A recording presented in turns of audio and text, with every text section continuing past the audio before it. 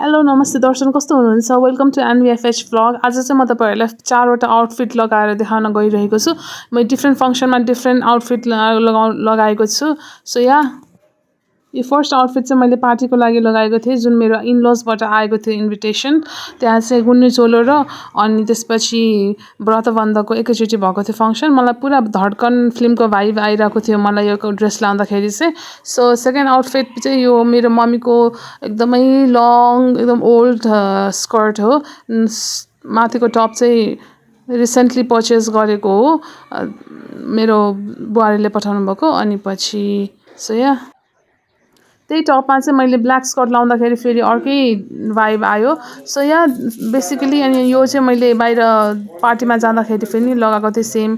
Thakali dress thank you very much for watching like comment share subscribe please bye by